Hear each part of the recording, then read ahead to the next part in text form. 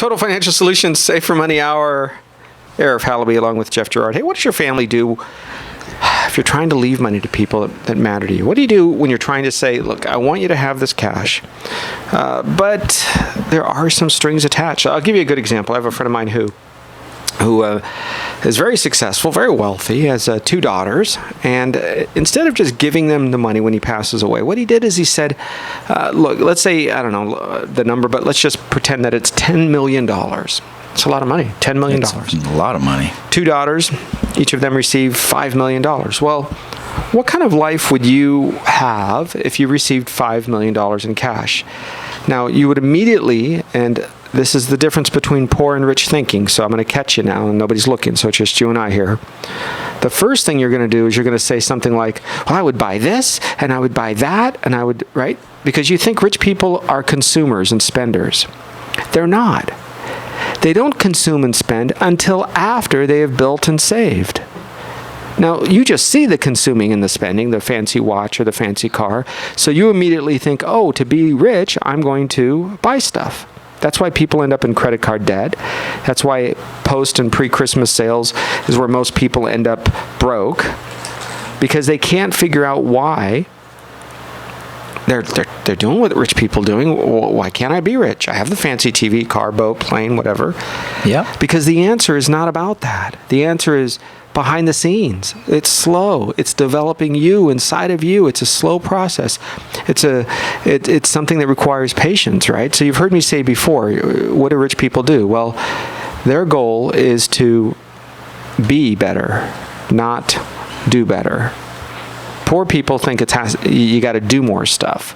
Rich people think, no, you got to be different. You got to be better. You got to be stronger. You have to be more compassionate, right? A lot of things that are different. So I'll get into that maybe at another show, maybe later this hour. We'll see if we have time. But also consider this. You need to build in my opinion, the next step of protecting your daughters, your sons, your kids, or grandkids. And here's what this friend of mine did. Because it's such a large number, he hired an attorney or an estate company. And banks do this, by the way. They have whole divisions set up to manage your money when you die and give it to your beneficiaries. So what he did is he said, okay, every year, whatever you've earned, you take your 1099 or your W-2s, and you take it to the lawyers. And you show, you see, I made $30,000 this year. And the lawyer cuts you a check for $30,000. And if you say, oh, I made $150,000 this year, you take it, the lawyer writes you a check for $150,000. But that's not fair because one of the daughters might work harder than the other. Well, tough luck. That's called life. All of us can't be brain surgeons and rocket scientists. All of us we're differently made, which means in today's world, your financial life is going to be different, especially if you don't manage it right. So part of this process is how do you build that so that you're protecting your kids? Because just like you might say, oh, if I won the lotto, I would buy this, I would buy that. There's a protection that has to be built into that. Otherwise, you're going to buy right into debt again, and you're going to start all over again. Because if you couldn't manage, think of it for a minute. If you made, I don't know, $250,000 in the last 5 years, that's a lot of money. $250,000 you've made in the last 5, maybe 10 years, let's say 10 years. And you have $300 in your savings account and $12,000 in your retirement account. Well, who got all the $250,000? I thought you made it. Somebody got it. It came to your name. You've got the tax returns to prove it. Where did it go? So my contention is I don't care how much fuel you pour on that fire. If it's not managed right, it'll burn up. And folks will not understand how to manage $1,000, and now you're going to give them $100,000? We have 3 lotto winners as clients. 2 of them have filed bankruptcy. 1 has filed it twice before they came to us. Wow. It's not because they're bad people, folks. It's not because they're dumb or they're not genuine or they're not wonderful human beings. It's not. No. It's because they had no clue how to manage the $50,000 or $100,000 or whatever they were making before. So this is important. The money management part of this is key. So then no matter what you make, you know how to take that and make more. Protect it. not get taken in scams, not have frauds kind of pull you aside and get rich quick schemes where you lose everything. Right? You see it. Some of you call it the stock market. You think that's the gamble of the trick, if you will, of our retirement accounts. Well, we've heard it from all of you. So we're talking about beneficiaries. How do you leave the money to your kids? Look, naming your beneficiaries, naming your estate as your beneficiary can be one of the biggest blunders of all. Those who name their estate, their IRA beneficiaries as the estate, you inadvertently do so by failing to even select a beneficiary. Some of you just leave it blank. Oh, I'll think about it later. That's right. As if you're going to remember it. And you deprive your heirs of certain growth opportunities. Here's what happens. Normally, a spouse can just take over the account. Boom, boom, done. In California, Jeff, there's a special provision. If a spouse is not named the beneficiary of retirement accounts, yep. What happens? What does the spouse have to do? Well, they actually have to sign off on that because it is one of the community property states. And it's not just California. There's probably a handful of others out there that have that same provision.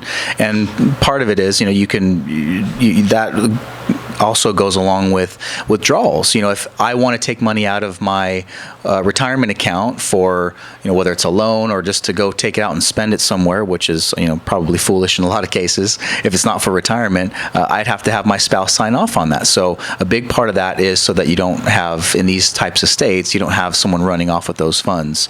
Another thing is, when it comes to the spousal part of it, the spouse has a lot more favor in most cases when it comes to retirement accounts in being the beneficiary as opposed to a friend or a family member that's not a spouse, a child especially.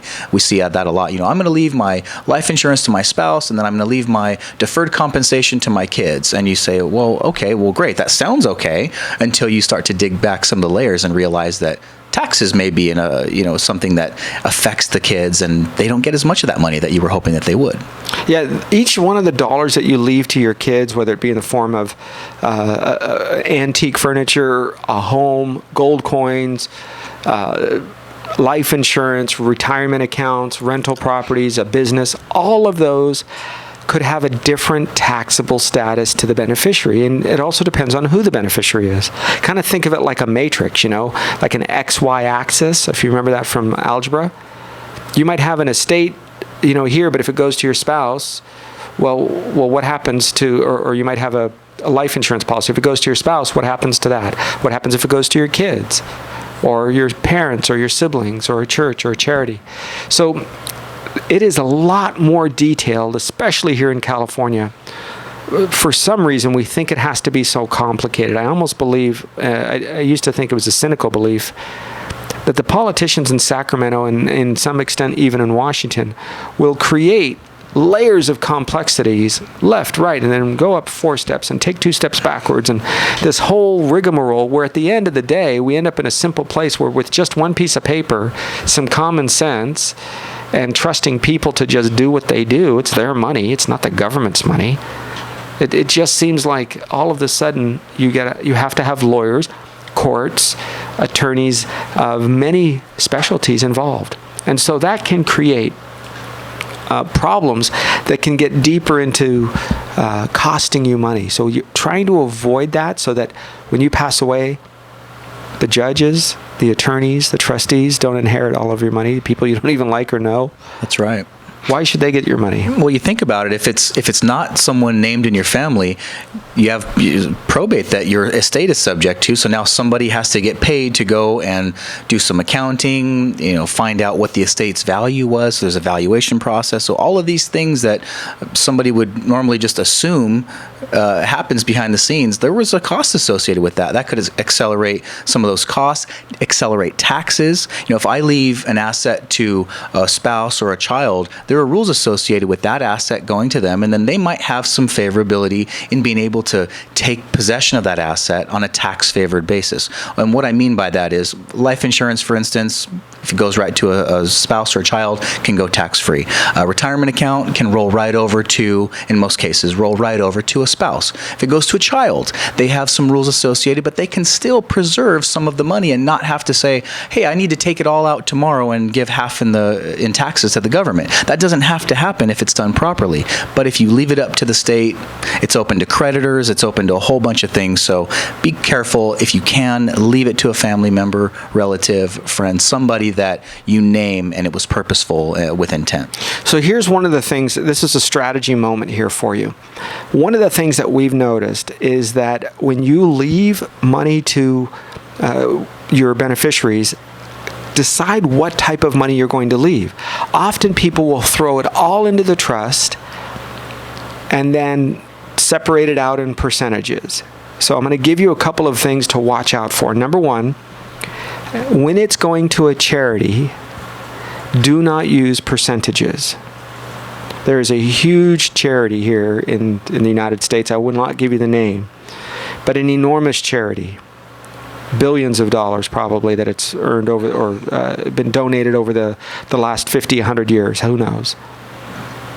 And if you leave a percentage, they will sue your heirs and your estate. They have done it on many occasions because they believe that the percentage is higher. In other words, if you say 10% goes to charity X, well, if it's $1 million, 10% is one number. But if they think the estate is worth $1.2 million or $1.5 million, it's a larger number. So they always seem to question the appraisals, where the money's hidden. That daughter took out money for the last 6 months. Was it a loan? It should be put back into the estate. Her amount should be less. Now, mind you, this is the recipient of a gift. This is a recipient of a gift. This is a charitable organization. And they're making sure they get every last penny, right? So instead of giving them a percentage, give your charities a dollar figure. And you can change that dollar figure every month if you want. It's just one form in your trust, and follow the rules that your attorneys lay out.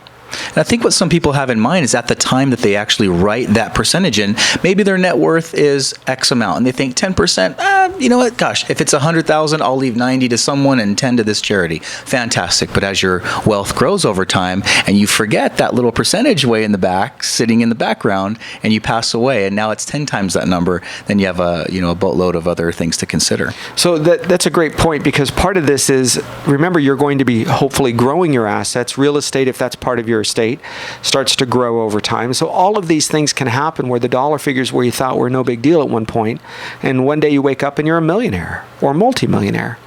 Here's a good example. By leaving a dollar figure to the charities, consider meeting with your CPAs and your lawyers, your financial team, whomever you choose. If it's us, great, we're part of that conversation. But one of the things you want to do is look and say, well, if I leave my taxable accounts, IRAs, 401ks, not the Roth, that's another conversation, but your traditional IRAs, your 401ks, your 403bs if you're an educator, if you work for the state, the county, the police, fire, water and power, yours is called a 457 or 457, also known as the deferred compensation. All of those accounts are pre-tax money.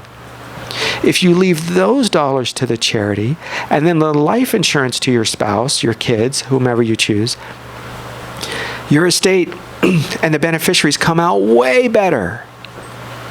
That's what we have seen. That's been my experience.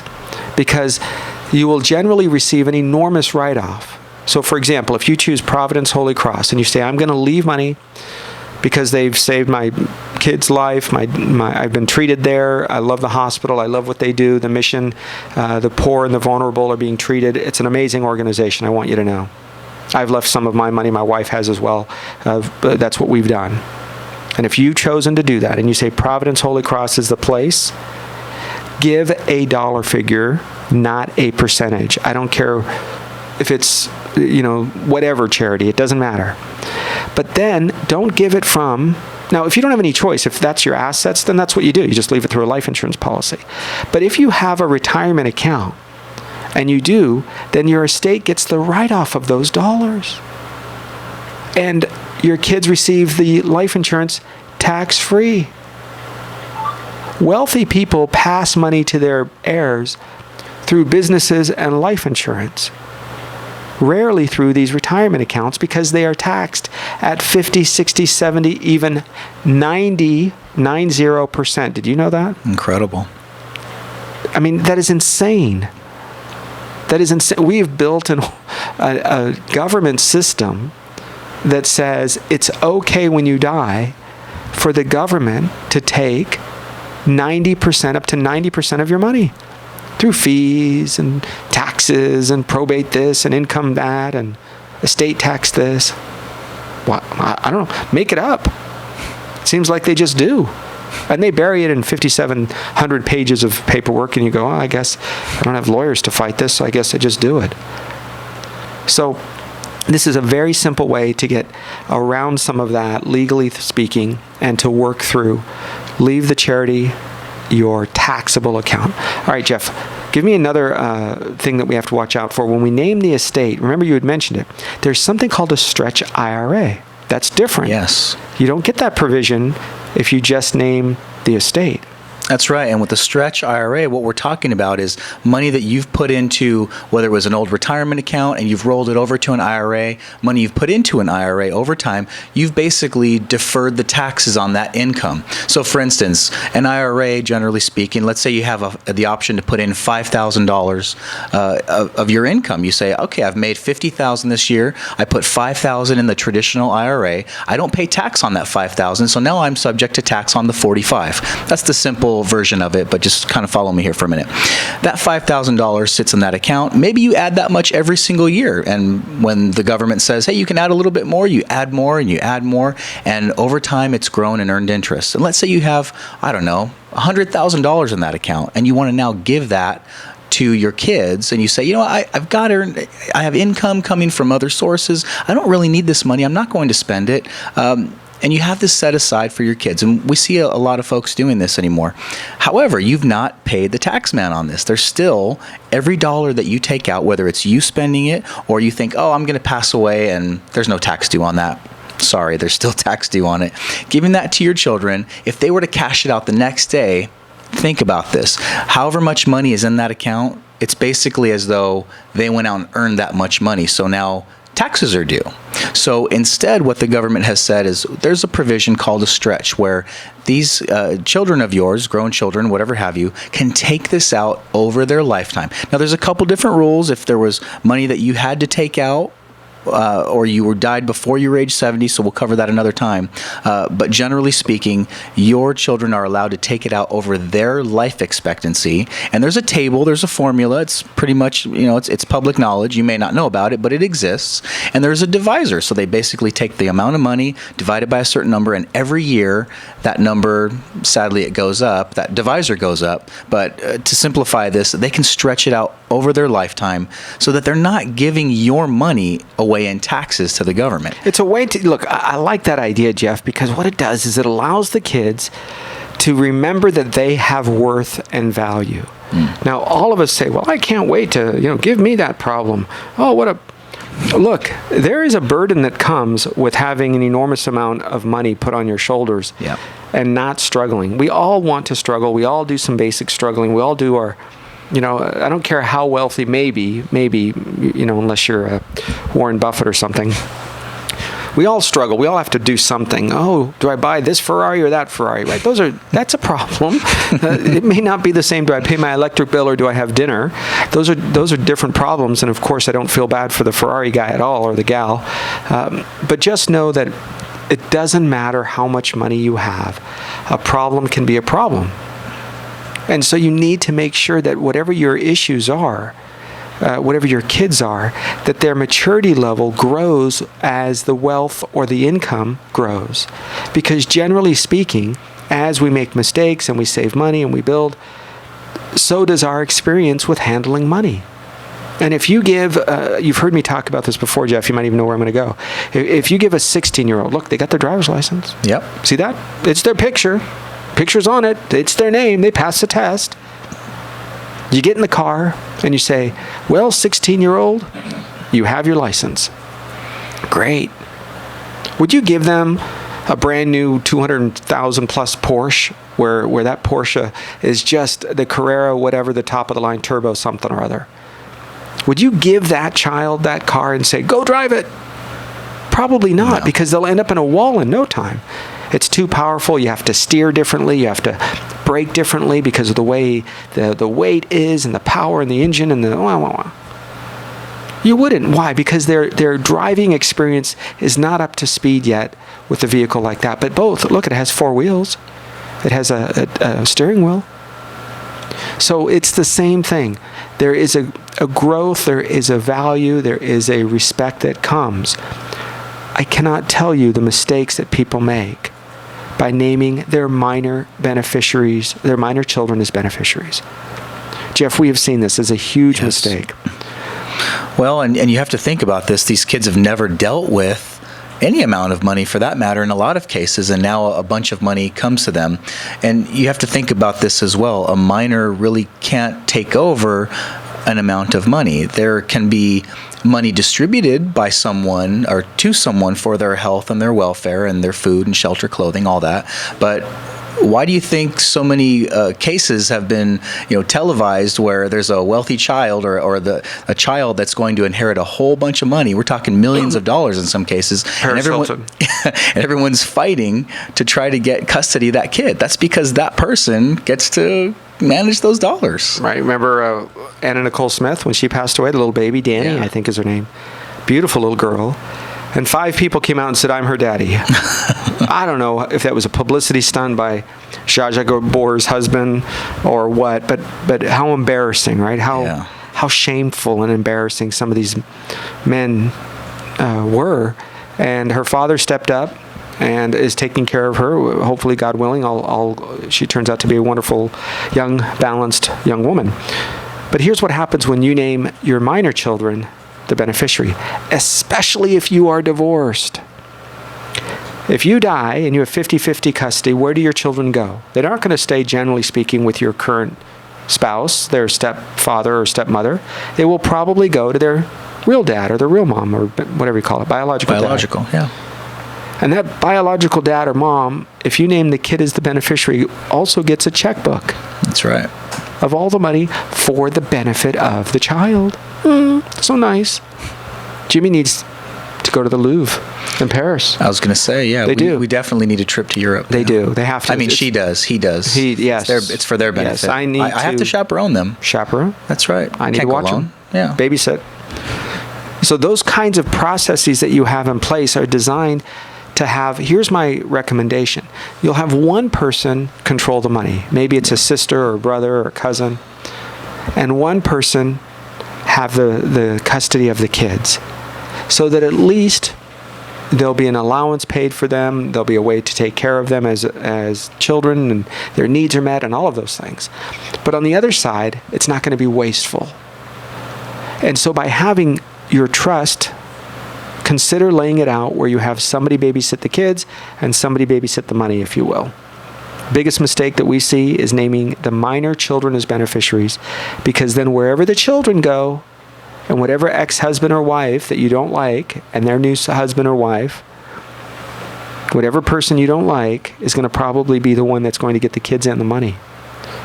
So you make sure you can do that either by having it through a trust, and meet with your estate planning attorney. There's a few good ones here in town. You've heard us talk about Dan Mortensen. He's one of my favorites right here on Lyons Avenue. Solid guy, very straightforward, somebody that you might want to talk to. You can do that and really lay down a foundation of what works for you or what doesn't work for you. We'll be back in just a minute. I'm Arif Halaby along with Jeff Girard. We're at Total Financial Solutions, Safer Money Hour. Hey, welcome back to the show, Total Financial Solutions, Safer Money Hour. Arif Halaby, Jeff Girard. Okay, your family's financial life can often be dependent on the way that you inherit or the way you give away money after you pass away. One of the things we see that happens a lot is they'll fill out the forms, they have their life insurance, they'll have the trust documents, all of those things, and they're all nicely done and signed by the notary and filed, and all of that's done. Except they just can't find them. This is one of my least favorite things that attorneys do when it comes to living trusts, is they tell you, I'm going to keep the original. We'll make a copy of your trust and we'll keep the original right here. There is absolutely no reason in the world for them to keep your documents. Now, look, I know you're going to argue with me, some of my favorite attorneys out there. They're not your documents. You prepared them. You were paid your $1,500 or $2,500 fee. Give me my documents. You can keep a copy of them in case I have a question. You can reference it. Wonderful. You can bill me by the hour, because that's probably what you'll do, or give me some, 5 hours free until you, whatever. You give me a period of time. Wonderful. But if I want to go to another estate planning attorney, I would go. You wouldn't buy a car, pay cash for it, and leave the pink slip at the Ford dealer and drive away with the Ford. No. Because if you want to sell that car, you want to take a look at it, you got to go back to the Ford dealer and have that conversation and decide whether or not that's going to work. That's not a good thing. Yeah, you paid somebody for this document. It's yours, basically. I want you to have that notebook. But now here's why they want you to keep it with the attorneys. Because then when you pass away, the kids go there and they think they have to use that attorney. Now, maybe they should. Maybe it's the best attorney. Maybe they are wonderful. Maybe you would use them anyway. But it just seems a little bit, I don't know if sneaky is the right word. They're going to have big legal mumbo jumbo why they think it's a good idea. I'm going to tell you, just let them keep a copy of it and be responsible with your copy, just like you would with your copy of your insurance policies, right? You should have the original documents that you have for your deed of your house. You're not going to give that to the attorney. Why would you give them your trust? So, but you need to now, if the responsibility has turned to you, you need to do good things with that stuff, right? The paperwork, all of that. What do you do with it? We think putting a notebook together, and that's what we do for our clients. That's right. And I like the physical aspect of it as well, because you can always refer back to it. It's pretty easy to recall. But I also want you to have a digital backup. And I know it's going to be kind of a pain to do this. And actually, I did this for my mom in the last couple of years. She's really into paper and holding things. And even when she talks about it, she makes a little reference with her hands about holding the piece of paper. And I get that part of it. But digitizing your documents, now like Arif said, your attorney might have a digital copy. They might have a digital and a physical copy. I want you to have your physical original, but I want you to have a digital copy as well. And you put that on a scanner, you put that onto a flash drive, you can back that up in a couple places. Maybe you have adult kids that would be the administrators, or they would be someone that would kind of help find something in your estate or take care of your last expenses and your last wishes if you were to pass away. That person that you have in charge of that should probably have a copy too, just in the event that something does happen and, for whatever reason they couldn't get a hold of it. Fires happen. You typically keep your documents in your home. Maybe you have a safe, but put as many safeguards in place as you can. Have a copy of it so you can always recall the documents.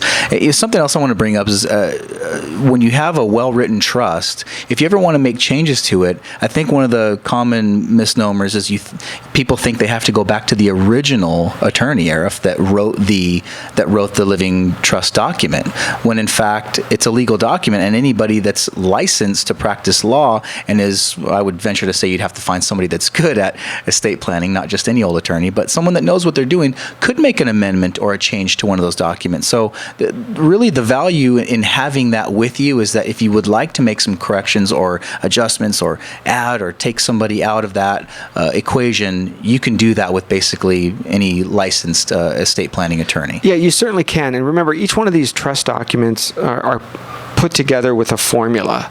And they're kind of custom, meaning most of the attorneys use a template.